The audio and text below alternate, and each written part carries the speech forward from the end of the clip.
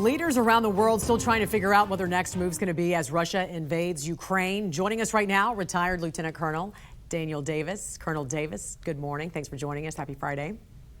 Thanks for having me. Appreciate it.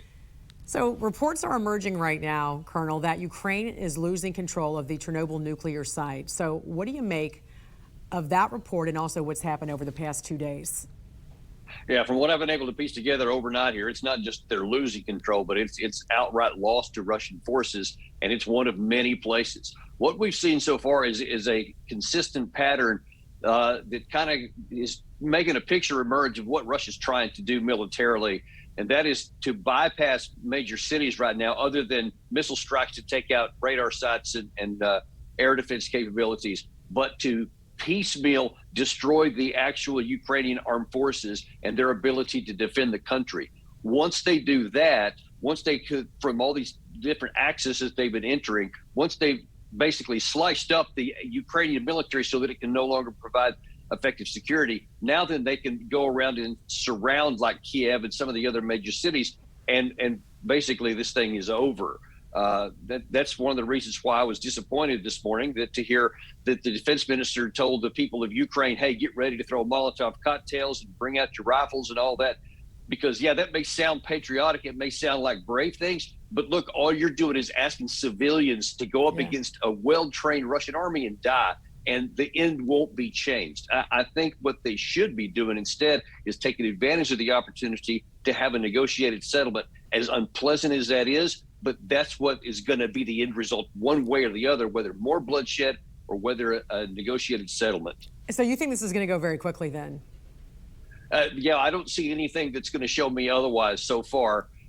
So the idea that this is going to last a long time doesn't surprise me, because the disparity between the capacity of the Ukrainian armed forces and the Russian armed forces has always been so dramatic that they just never had a chance. And once it was clear that NATO said, we're not going to provide any military support for you, the end was already determined. And really, before this even started, that's when Zelensky should have negotiated an end instead of continuing to fight a battle he can't win. Right. And Putin, quite frankly, has been arming the border for months now with hundreds of thousands of troops, as we know.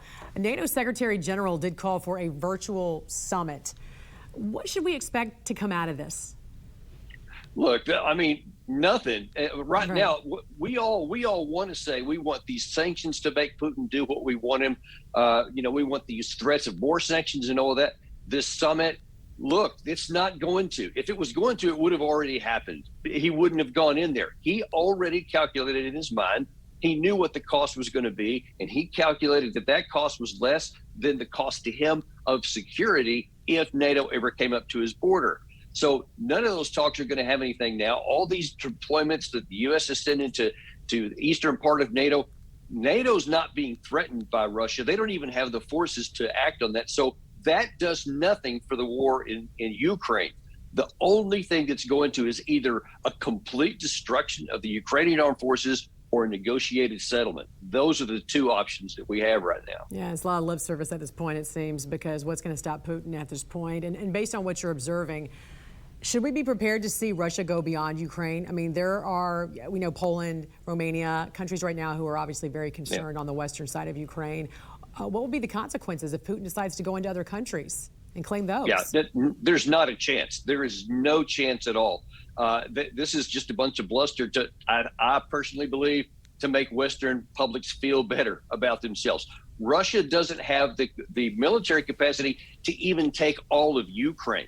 The idea that them going up to the Dnieper River and taking the eastern part, that would stress them about as far as they could go. But they definitely don't have enough manpower to even think about attacking 1 inch beyond Ukrainian territory. And the reason why is Ukraine has no allies, so no one's coming to their defense. If they take 1 inch into any NATO country, it's 1 against 30.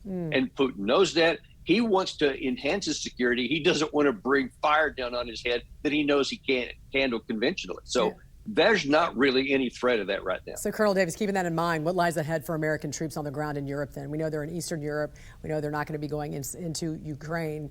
But what can we expect for our troops on the ground in Europe? A waste of their time, frankly.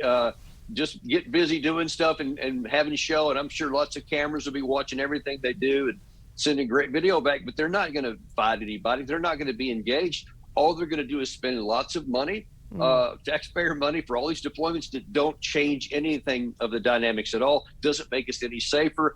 There's already plenty of combat power on the Western allies throughout the entire NATO area, and this doesn't add anything to it. It just makes some people feel like they're doing something against Putin. It's just not reality. And in the meantime, we're keeping a close eye on China because we know they are eyeing Taiwan at this point, and that is the next. Yeah, now that's something that's valid, and in fact, we should be doing that anyway because China has been doing this. I mean, for well over a year. I think it kind of took a pause because of the Olympics, but now that that's over, that's something we need to pay a lot more attention to, and we need to learn the lessons here and not pretend like we're going to go support Taiwan and make them think we're going to, when really we're not going to fight for them either because we don't have the force structure to do it. Retired Lieutenant Colonel Daniel Davis, we appreciate you joining us this morning. I'm sure we're going to check in with you next week as well. Thanks for joining us on this Friday. Have a great weekend.